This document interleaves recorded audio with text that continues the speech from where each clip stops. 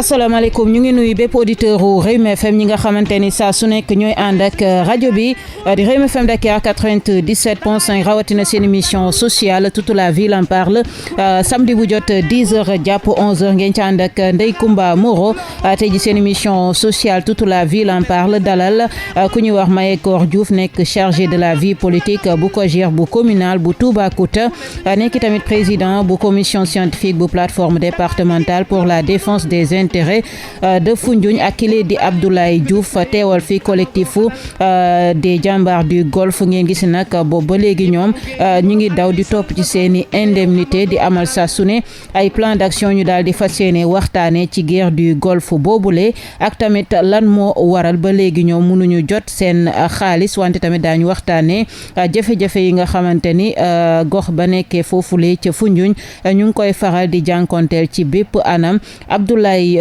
Diouf léegi sax laa xam ne sama ñaari invité yëpp laa mu def link bi que ñoom ñaar ñëpp Diouf la ñu sant Abdoulaye Diouf ñu ngi lay nuyu di la dalal jàmm. ñu ngi lay sant di la fay ci invitation bi Ndeye Comba Moreau.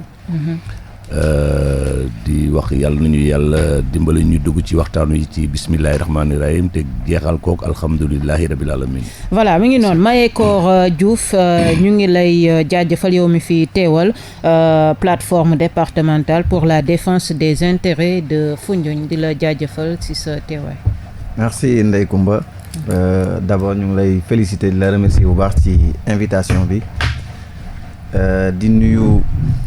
Auditeurs yi nga xam ne ñu ngi toog di déglu Rewmi FM ci 97.5 di nuyu toute la population du département de Foundiougne di nuyu la commune de Toubacouta di nuyu ñi nga xamante ne ñu ngi ci plateforme départementale pour la défense des intérêts du département de Foundiougne di nuyu ñëpp di ñaan également waxtaan bu ñu fi waxtaan mu nekk njëriñ askan bi yëpp.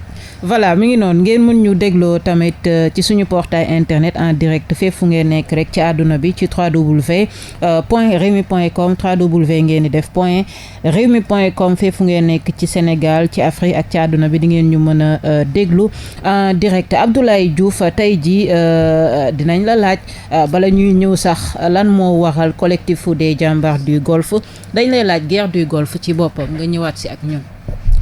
waaw Ndeye Comba ñu ngi lay nuyuwaat di la sant bu baax ci laaj boobu.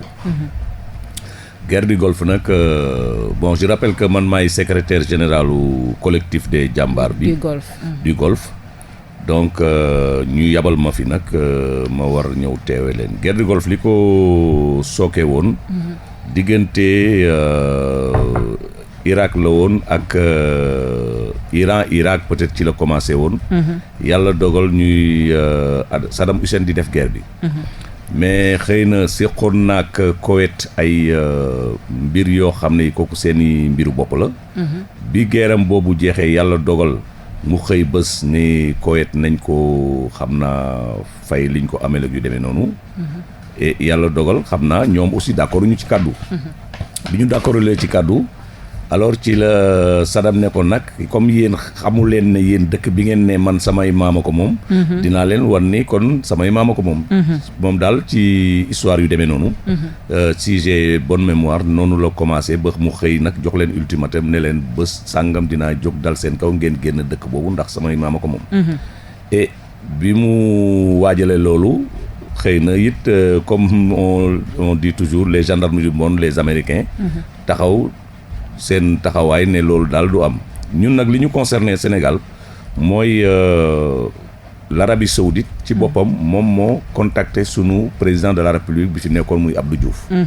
et puis Abdou Diouf moom moo dans la précipitation defar contingent bi. bi mu defee contingent bi alors ñu yóbbu ñu fa c'était en 1990. ngeen def. lañ fa dem c'était le 17 septembre et le 18 septembre les deux vols. ci la ñu demee Arabie Saoudite pour défendre territoire u Arabie Saoudite. léegi naka la mujjee. bon am ngeen ca ndam amoo leen ca ndam guerre ba métti woon na méttiwul voilà. waaw métti woon na trop. et puis am nañ ci ndam. parce que bi ñu fa demee yàlla dogal na ñu ngi wàcc dëkk bu ñuy wax Daxran. Daxran def ay préparatifs u guerre bi lañ fa doon def. bi ñu paree ci loolu ñu joxe ultimatum bi ne guerre bi day commencer. alors ci la ñu yóbboo ci première ligne. ci dëkk bu ñuy wax Safania. amoon na benn complexe pétrolier bu fa nekkoon boo xam ne bii ça faisait 1,8 million barils par jour. donc ñun complexe pétrolier boobu lañ doon défendre yàlla dogal ñu défendre ko. ba dans un premier temps pour wane ne guerre la ñu nekkoon parce que souvent dañuy dégg gars yi di comparer des choses yoo xam ne c'est pas comparable. parce que guerre ak maintien de la paix dafa wuute. ñun on était des casques saoudiens mais non pas des casques bleus. yàlla dogal ñu défendre complexe pétrolier boobu. en position défensive dans un premier temps parce que les missions ne sont pas les mêmes entre guerre ak maintien. On était en position défensive dans un premier temps sur ce complexe pétrolier là. yàlla dogal ñu koy défendre ba ñu war a dugg Koweït def position offensive bi ci la ñu duggee Koweït. daal def fa liggéey bu mucc ayib. donc liggéey boobu nag bi yàlla dogalee ñu def ko boobu ba tey ñu ngi topp di daw ci ay indemnités. parce que nag ñi fa nekkoon mot nañ 34 pays. et man da nga may jéggal ma dellu si tuuti en arrière parce que dafa am lu ma fàttee wax. waaw mooy parce que combat bi nga xam ne bi yàlla dafa dogal ñu taxaw di ko waajal. au fait dañu demal sunu bopp. bon comme ñun ay militaire lañu ay homme de tenue lañu. bu ñu demal seen bopp maanaam demal sunu bopp maanaam di fexe nu ñu jotee si sunu ay indemnité mais après yàlla def ci ñun benn réflexion bu tax ñu dem vers Jamra. Jamra nag ku mel ni imam Massamba foog naa Diop la suma juumulee. imam Massamba Diop Mamatar Gueye ak Mamatar Gueye. depuis lors nag ñun ñoo leen sollicité woon par écrit. yàlla dogal Mamatar Gueye bokk ak ñun combat bi parce que xam nga sénégalais yi aussi des fois. dinañu poser question sax lu tax Mamatar Gueye dugg ci combat wu ay militaires. mais ñun ñoo ko sollicité.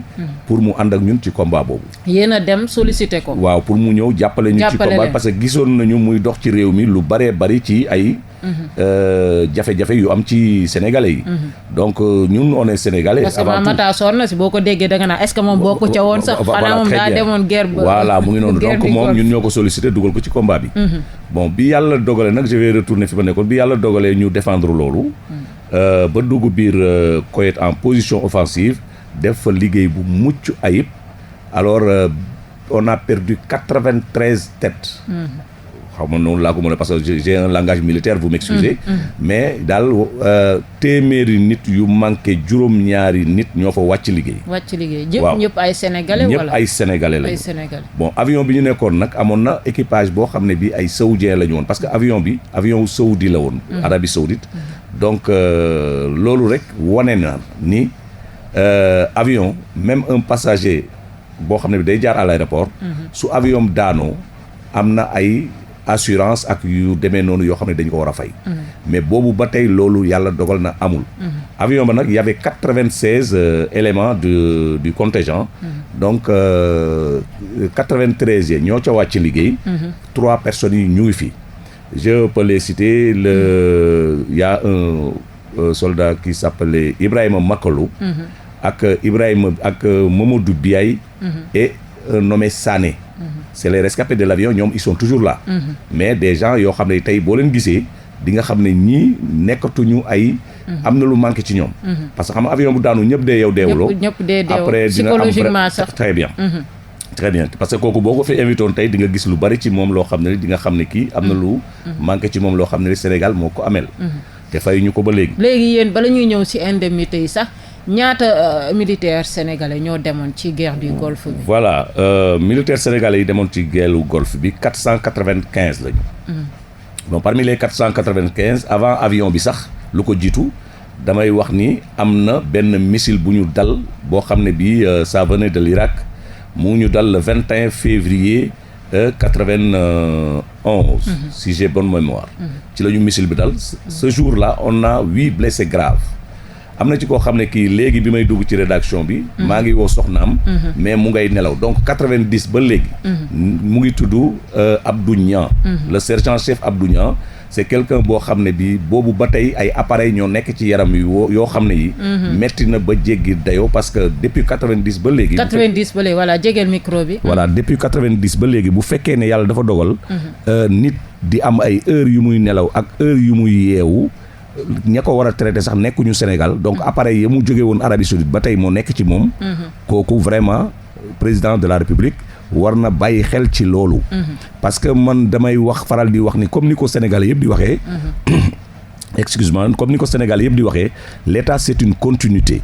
donc yàlla dogal na Abdou Diouf le président Abdou Diouf moo fi nekkoon. bon avec tous ces détails là nga xam ne yàlla dogal na mu amoon ci guerre boobu. yàlla dogal moom réglé wu ko. Abdoulaye Wade ñëw moom it ñu topp ko ci réglé wu ko Macky Sall le président Macky Sall ñëw ñu réglé ko ci ñu am yaakaar ci moom parce que moom aussi quoi qu'on puisse dire dafa ñu ubbiloon ay buntam par ses ministres. bon on a été reçu par le ministre des forces armées. Hein? donc dama jàpp ni bu la ministre des forces armées recevoir parce que neex na président de la République ba. parce que bu ko neexul du la recevoir. donc parce que le président de la République c'est le chef suprême des armées. donc bu ñu koy interpeller ci dossier bi dañuy bëgg moom it mu wuyuñu. parce que jàpp nañu ne yàgg na ñu leen di interpeller ci dossier bi mais moom daal yàlla dogal na ak sunu facilitateur quand même muy Mame Matar Gueye. recevoir nañu keroog man ak moom ñoo ànd muy Augustin Tine.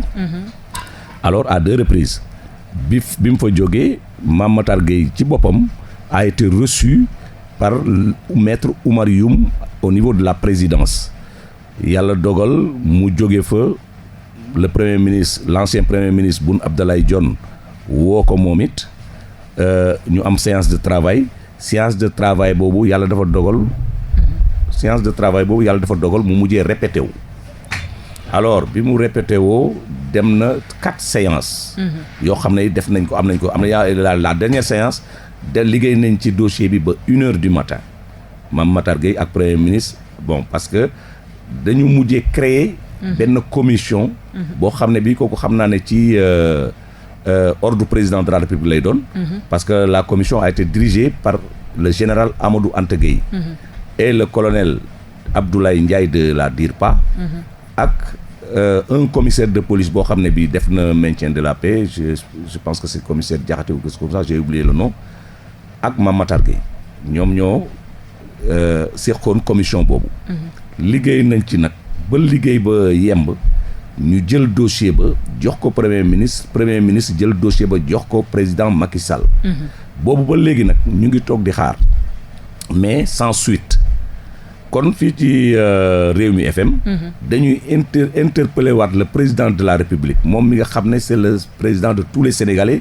et c'est le chef suprême des armées di ko wax ni ko ñun dey niñ koy waxee toujours ñaanuñu saraxawuñu sunu ay indemnité de guerre la ñuy demander te bu ñu sañoon moom mu dox ci amul bunt bu ñu fëgul nag pour jot ci sunu ay indemnité récemment dinaa citer sax benn waay boo xam ne xëy na bokk ci mais moom il est de bonne foi parce que dafay liggéey ak ñoom benn waay bu ñuy wax Namori donc kooku gis nañu sax ba wax ak ñun nañu voilà président il est de bonne foi ak yooyu te ñun xam nañu ne président il est de bonne foi parce que bu fekkee ne yàlla dafa dogal mu ay ministre am recevoir ñu premier ministre am recevoir ñu jàpp nañu ne kii kat bu yàggee xëy na dina gestu les jàmbaar. dina leen bàyyi xel daal dina réagir. waaw parce que boo xoolee li ma doon wax sànq mooy kii les blessés.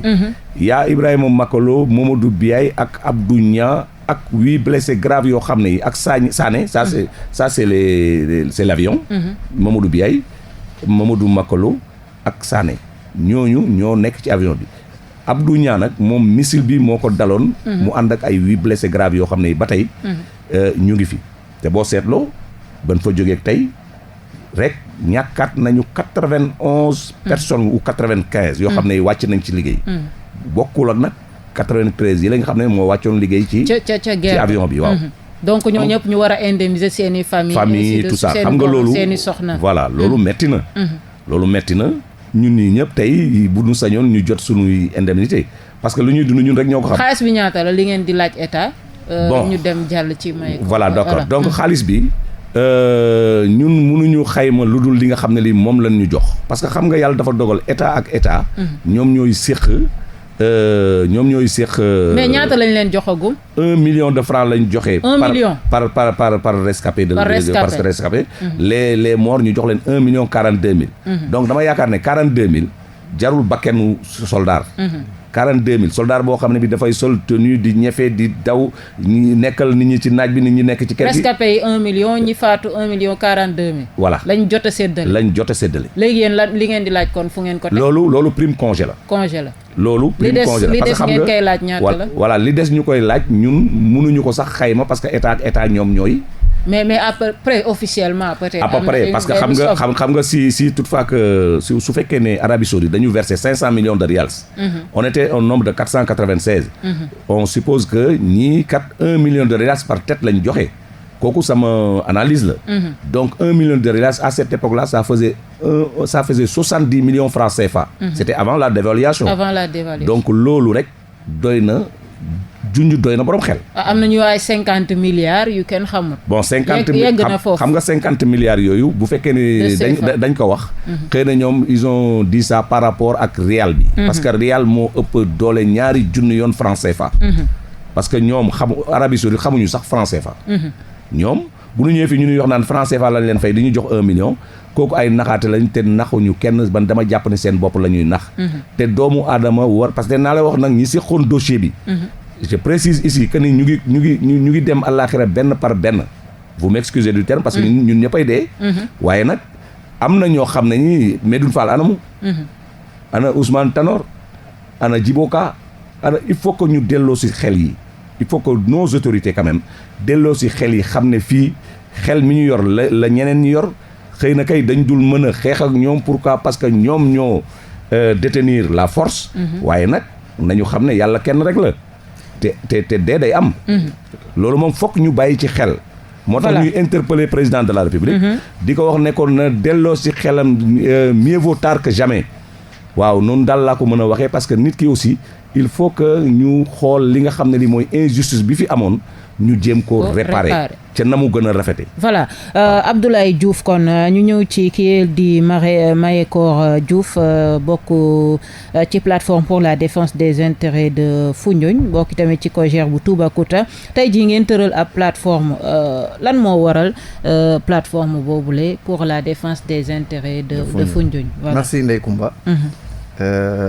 Je pense que question boobu c'est une excellente question. Parce que lu juddu rek am na lu waral mu juddu. Li tax ñu créer la plateforme départementale pour la défense des intérêts de Foundiougne. Grande mouvance présidentielle. Parce que dañoo xool ne politique de. effectivement dañ koy assumer. Parce que ñun depuis 2008 beaucoup de jeunes dañoo bàyyoon li ñu doon def yëpp ànd ak le président Macky Sall. activités yi mu doon def yëpp ñu ànd ak moom ci loolu. bàyyi seen soxla yëpp ànd ak moom ci loolu. élection yi président participé yëpp ñu xàcc seen tànk tubé. ñëw 2012. gagné département Foundiougne amul dara. ñu ne deuxième mandat nañu fexe encore ñu joxaat ko véritablement les suffrages des Sénégalais. surtout dans le département de Foundiougne. yéen ngeen fal ko premier kii deful dara deuxième tour ngeen fal. deuxième très bien ngeen man jox ko deuxième mandat. tout à fait on l'a fait. parce que li tax ñu def ko ñu ngi ñëw. waaw li tax ñu def ko. parce que dañu amoon espoir ci moom. parce que sept ans nga toog. président deful dara nga ñëwaat nga jox ko mandat wu juróomi at. d'accord nañ ci loolu. waaw mais comme président. il est aujourd'hui il est né à Fatick. Il est né dans la région de Fatick. Le département de Foundiougne fait partie des 3 départements que compose la région de Fatick. Donc ñun aussi c'était à notre véritablement sens ñu góorgóorlu jàppale ci am espoir ci moom. mu am également. te yéen jàppalewu leen. dëgg la moo tax egsi nañu. ñu am également. ay projets yoo xam ne moom wax na ko pour le département de Foundiougne. ay projets yu bëri mën naa ci citer tey. Le campus de Toubacouta. mooy université du Sine Saloum. Toubacouta def ci am campus. mën nañ ci lim également le domaine agricole communautaire du Niombato.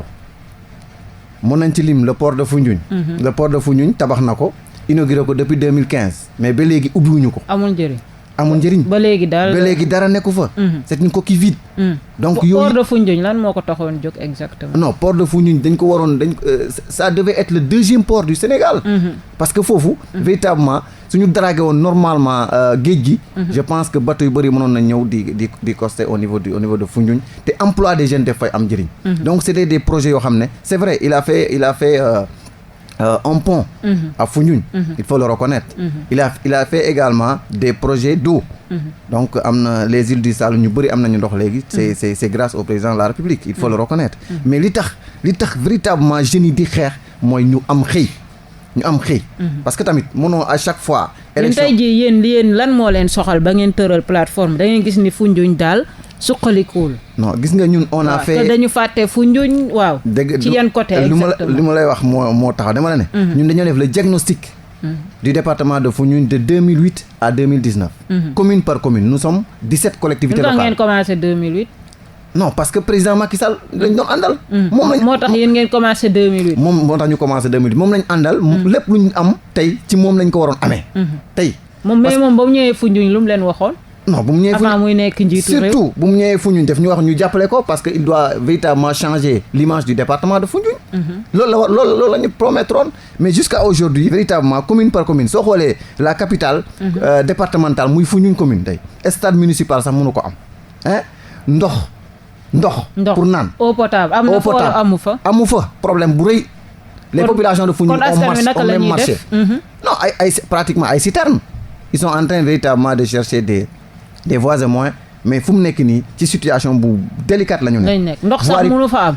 mukk voirie publique lycée moderne fu mu nekk nii il nous faut véritablement que le président de la République xalaat le département de Foundiougne. À chaque fois ñun ñooy arroser l'électorat de la région de Fatick.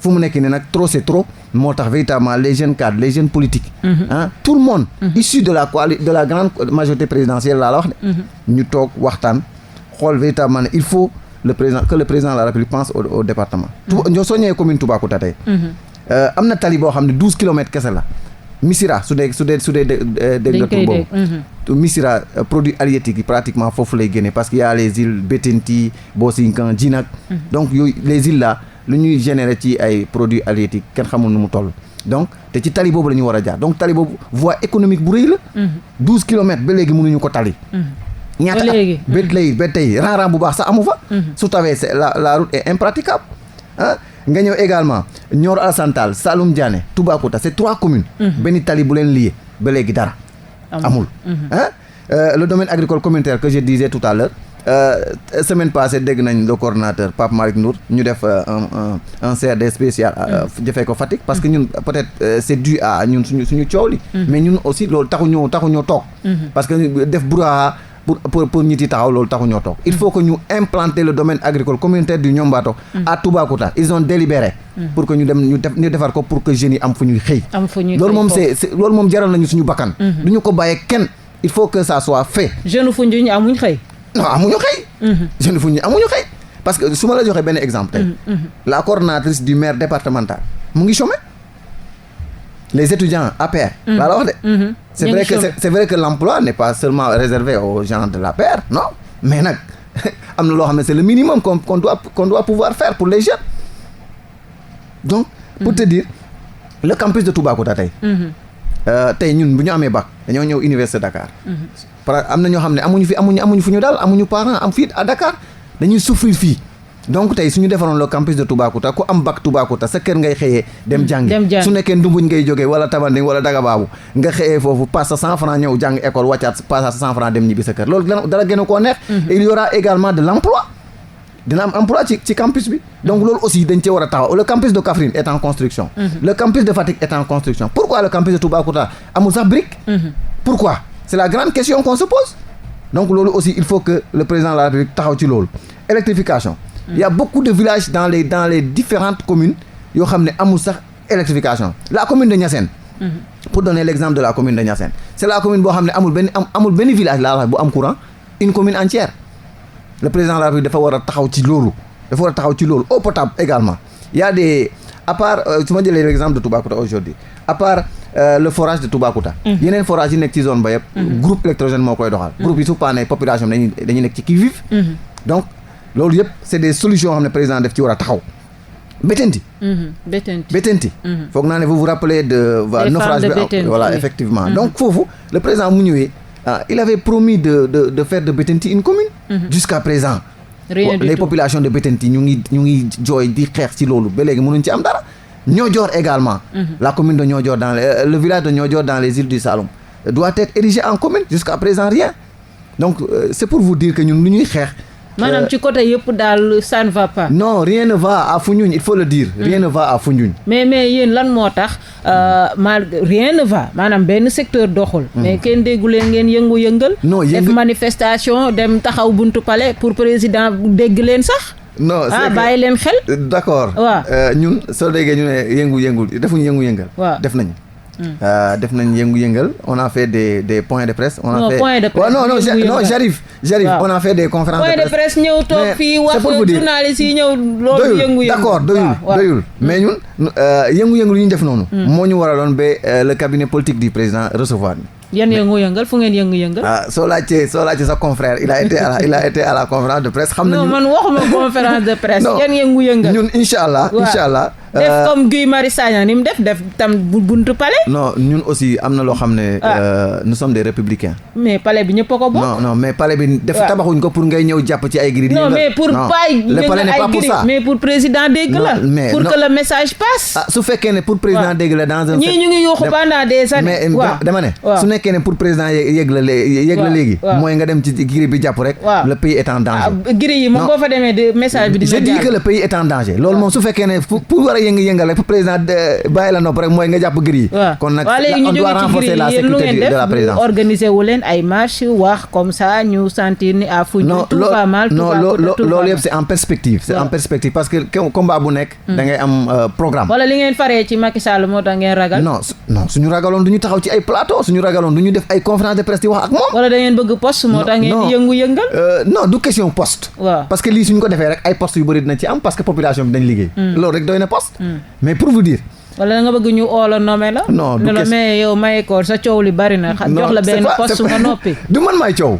coow bi du man maay coow. c'est tout un noyau dur.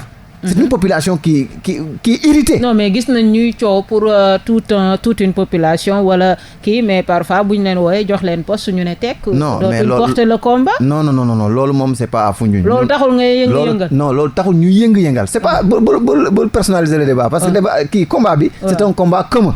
bi nga xam ne ay jeunes cadres ay jeunes leaders ñoo ko bokk. donc c'est pas man dama bëgg sax nga génn ci parti bi nga bokk maanaam ngeen wax. en tant que sénégalais parce que parti bi dañ ciy génn. ce n'est pas important. lan ngeen fas yéene def pour président a xam jafe-jafe yi nga xamante ni waa Foundiougne ñu ngi koy jànkoonte. fu mu nekk nii déjà plateforme bi. le président l'a déjà reçu. avec la demande d'audience. wóor na jot na ko ba liir na ko. non jot na ko ba imputé ko ba ñu recevoir ñu loolu kay wax naa la ko. mais loolu. ñun loolu taxul ñu bàyyi ci lu ñu nekk. ba mu leen recevoir lu mu leen wax. non c'est pas le président en personne qui nous a reçu c'est son cabinet politique qui nous a reçu. bu ñu recevoir également ay promesses. Pour diligenter ces problèmes là lañ ñu wax. fu mu nekk nii ñun aussi nous sommes à l'attente. mais terewuñu suñu activité dañ koy continuer. parce que lii suñ ko continuer wul aussi c'est le département qui est en perd.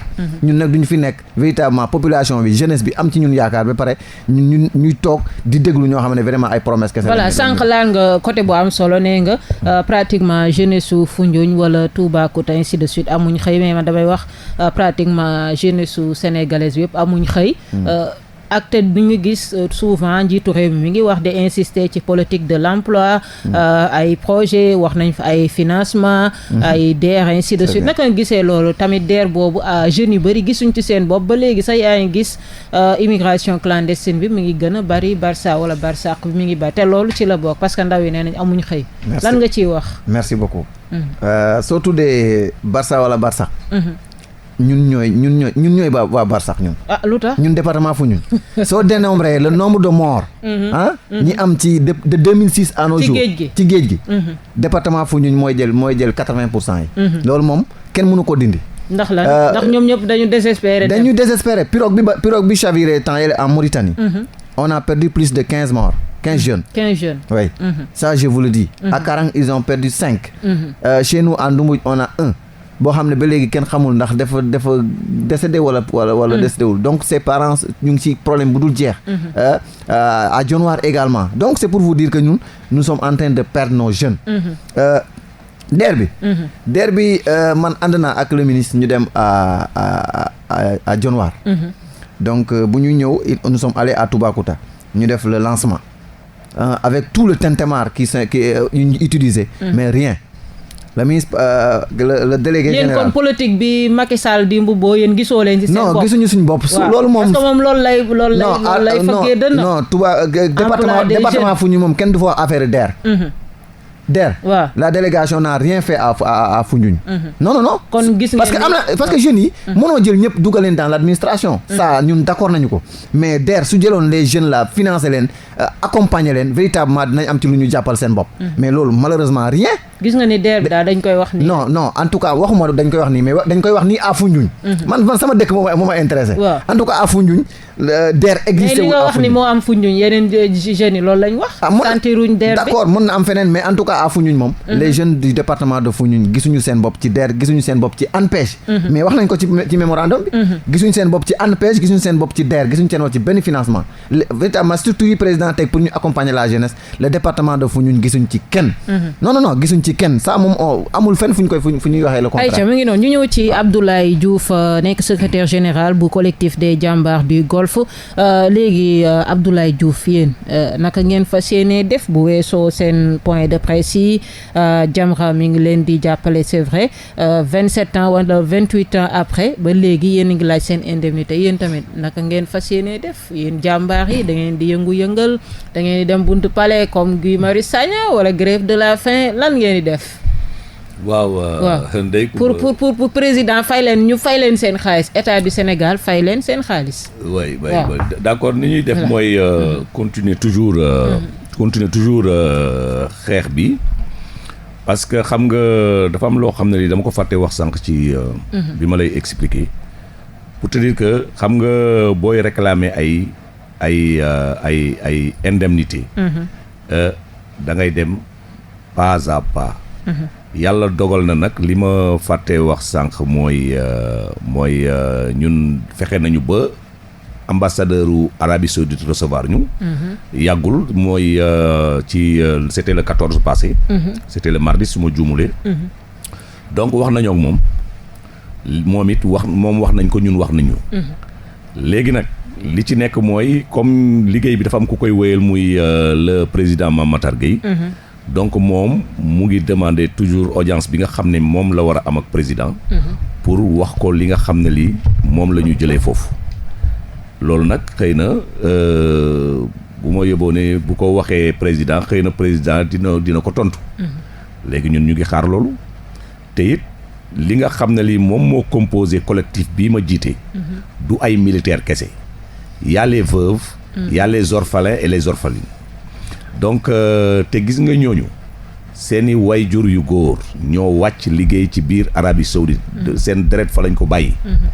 xale yooyu tey ñu ngi ñaan pour président de la République jël leen yóbbu leen ci seeni mausolée bàyyi. parce que loolu mën na nekk. parce que aussi bu fekkee ne da nga nekk xale boo xam ne bi amagoo 2 ans wala 1 an nga am ñu ne la sa bàyyikat liggéeyal na réew mi ba wàcc liggéey ci extérieur. boo demee ba màgg war ngaa sañ a laaj li nga xam ne sa baay daf ko liggéey. war ngaa sañ it ne yóbbu leen ma fi sama baay nekk ma xam fan la. loolu dafa am solo te loolu vraiment président de la République ñu ngi ko ci interpellé waat pour mu xalaat ci loolu. parce que xam nga ñun dañuy gis lu ne. dañuy gis ay pipi de la nation dañuy gis ay yoo xam ne daal kenn xamul lan la. ay batalo joolaa ñu fay leen fayati leen am na yoo xam ne sax bugguma ci dugg. ñooñu ba léegi ñu ngi kaas de. waaw mais quand même au moins ñoom am na loo xam ne li jot nañ ko gis nañ fi sax ay coupe d'Afrique yoo xam ne da ngay ñëw ñu lay jox kër di lay jox ay kii on a vu du n'importe quoi ici. yàlla na ma yàlla bal. mais li wér te wóor mooy. le militaire. dafa nekk ci naaj bi. gars yi nekk ci kër gi. chaque jour ñu wax fii sunu man demoon naa ba samay doom xamuñu ma sax. parce que. tout le temps ñu ngi ci àll bi.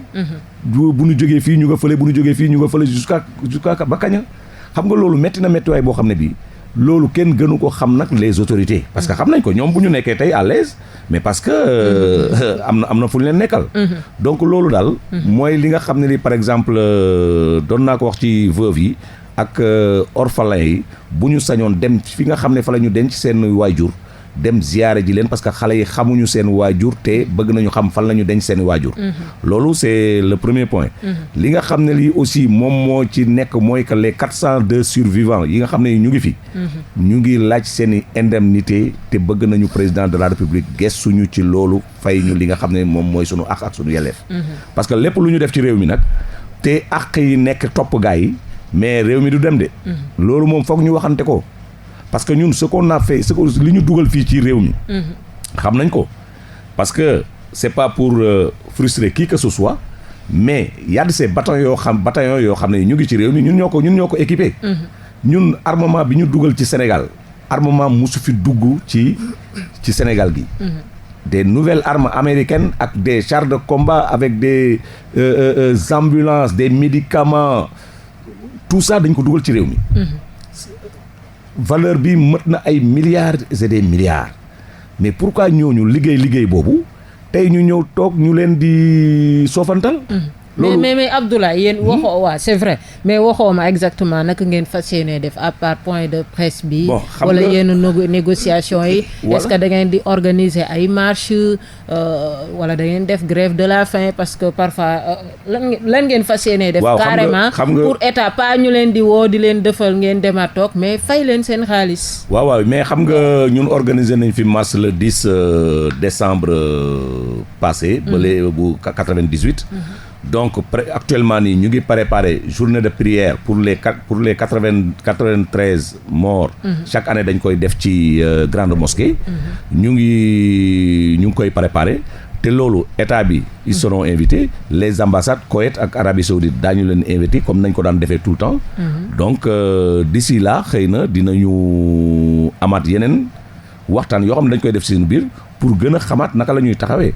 parce que aussi ñun xam nañu naka la ñuy defee safaan. mais loolu du sunu ay intention. wala tolloogu leen foofu tollooguñu foofu au fait. yéen a ngi xaar ba ci kanam. tollooguñu foofu. de toute façon man ñun loolu la ñuy wax tollooguñu foofu waaye lii weesu moom. weesu na gannaaw dee comme ni ñu koy waxee. parce que xam nga jur sa doom mu doon liir tey dem ba takk jabar. wala dem ba màgg. xamul fu ñu denc bàyyam muy orphelin ak orpheline yi. loolu vraiment président de la république war na ci jóg. rawatina nag combattant yi nga xam ne tey am na ñoo xam ne ñi c'est des malades couchés ñu ngi tëdd seen lal mënuñu jóg. parce que séquelu guerre bi la.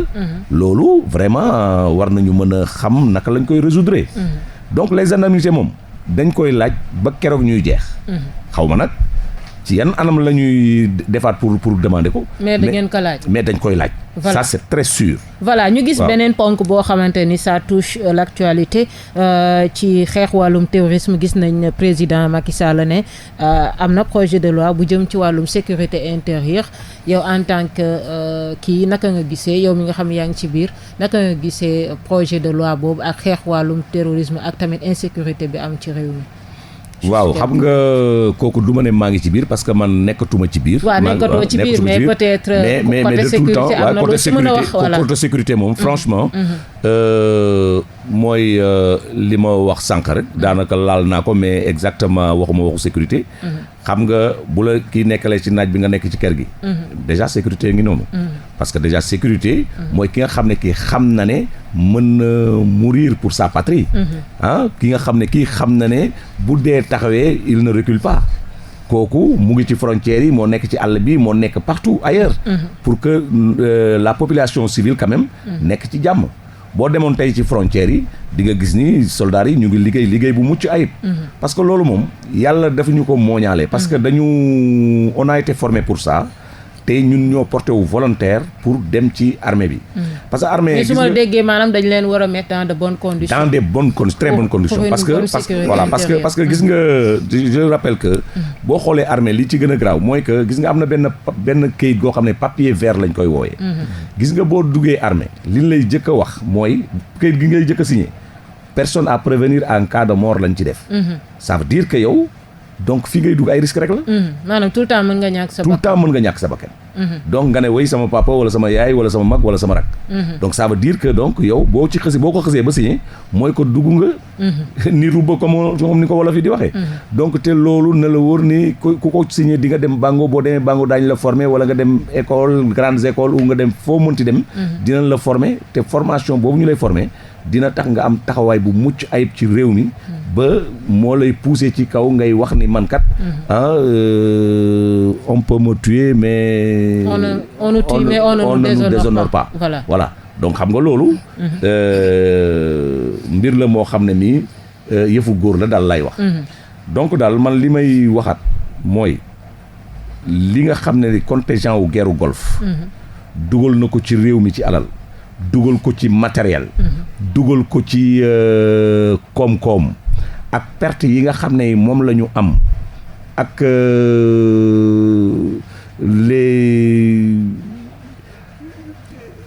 nu ñu koy waxatee maanaam séquelles yi topp combattants yi loolu armée état lañ koy imputé même buñ ko même bu leen ko imputé wul ñun laajatuñu sax ñoom lu ñu war a jox ñoom mais liñ leen jox pour ñu jox ñu ko mais nañ ñu ko jox c'est ça le problème. Voilà ayca ñu tëj ak kile di Mayekor Diouf gis nañ ni tamit sànq yaa ngi jàmbat problème emploi des jeunes mais gis nañ ni ci jamono ji yaa ngi gis dund gi mi ngi gën a cher yokku nañ courant bi nee nañ sax dañuy yokk impôts yi suñu yokkee impôts yi pratiquement denrées yi dañuy yokk yow ban jàngat nga am ci loolu ci dëkk boo xamante ni nit yi waxuma sax ndaw yi mais nit yi sax amuñ xëy mais dund gi ñu ngi koy daal di yokk surtout ci deuxième mandat bu président Sall.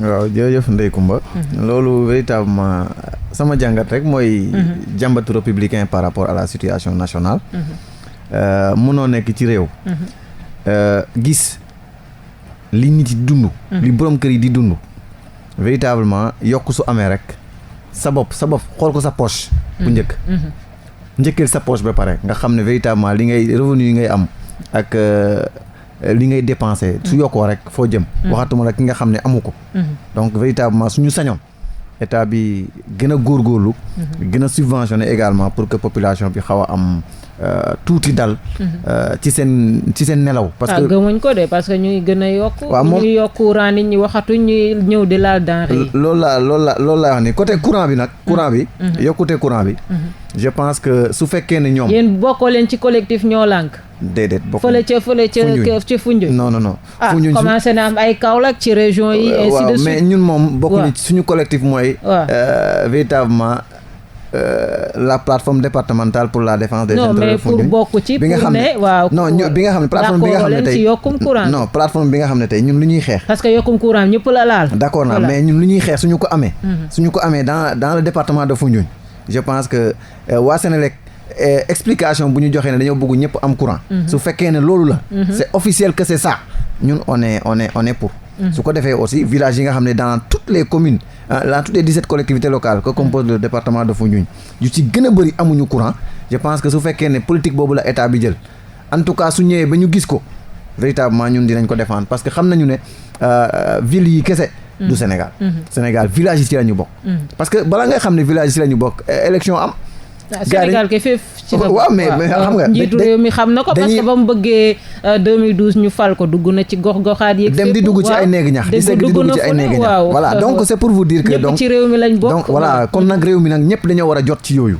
mais su fekkee ne lépp fii la des je pense que village yi dañuy gën a métti ñun yokkute mu amul benn sens amul benn intérêt bu mu amal pour la population voilà ñu bàyyi la nga tàggatoo ak auditeurs yi lancer sa dernier message voilà donc émission bi nag dafa xaw a gàtt waaw dafa gàtt trop par rapport à l'attente véritablement wala heure bi moo gaaw waaw parce que lu ma bëgg a wax mooy suñu îles yi les îles du Saloum en tout cas soxla nañu ay dotation en bateau taxi parce que seen transport dafa métti il faut véritablement état bi dimbali leen ci en bateau taxi yi nga xam dañuy mën a dem di ñëw ci véritablement ci jàmm extension également du réseau électrique comme ni ma doon wax sànq village yi am courant dans toutes les 17 collectivités locales ay lycée moderne également soxla nañu ko am na ay communes yoo xam ne amuñu lycée loolu dafa rafetul ci image eau potable également nit ñi di sonn moteur yi suñu paane groupe yi suñu paane ñuy dem ci ay 7-8 kilomètres maire yi di rooti foofu loolu métti na te dans un Sénégal de 2019 ça ne doit pas se faire c'est pas du tout normal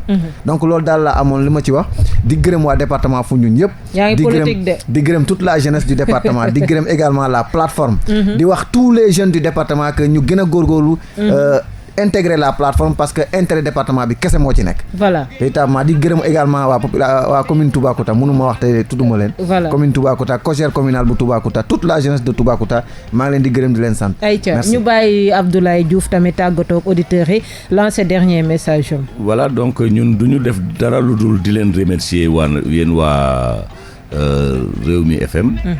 donc di sant yàlla bu baax di gërëm nag collectif des anciens combattants de la guerre du Golfe. ak veuves yi ak orphelins yi. ñoom ñi nga xam ne ñoom ñoo am kóolute ci man ba tax ñu jiital ma ci combat bi. combat bi nag moom comme ni ma koy waxee rek dañ ci sant yàlla bu wér te di wax ni président de la République ñu ngi xaar nga wooñu comme niñ koy waxee tout le temps ci rajo yeeg télévision yi. salle des banquets ñu wax la li nga xam ne li par exemple moom moo. yéen président ci boppam ngeen bëgg mu dalal leen. président ci boppam la ñu bëgg mu dalal ñu parce que moom mooy chef suprême des armées. ba pare bu loolu weesoo dañuy am ngërëm.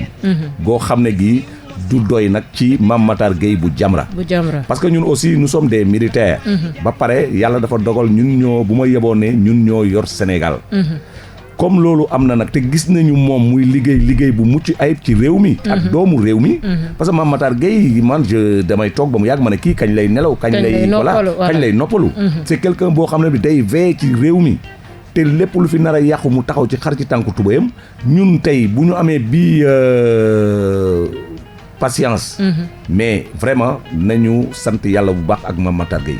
parce que moom du ñu jóge ci di ñu conseiller di ñu wax taxaw leen nii def leen nii def leen ndànk def leen lii def leen lii président il est de bonne foi nangam ak yu demee noonu donc moom amal nañ ko ngërëm.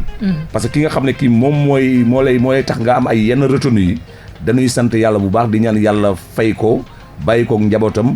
ba li mu bëgg ci réew mi mu def ko. amiin mi ngi noonu asalaamaaleykum wa rahmatullah. jërëjëf ñu koy remercier bu baax a baax Abdoulaye Diouf nekk secrétaire général bu collectif des jàmbaar du Golfe ak kile di Mayekor Diouf également nekk président bu commission scientifique plateforme départementale pour la défense des intérêts de Foundiougne ñu leen di remercier bu baax a baax di remercier suñu auditeurs yi ànd ak ñun chaque samedi de 10h à 11h di remercier Diawo Diallo ci wàllum technique bi Léon Paul Mendy ci wàllum réalisation ba samedi prochain incha allah ci beneen émission beneen thème ak yeneen invité jaa ngeen jëf. dëkk bi yow la sa Sénégal neexul dëkk bi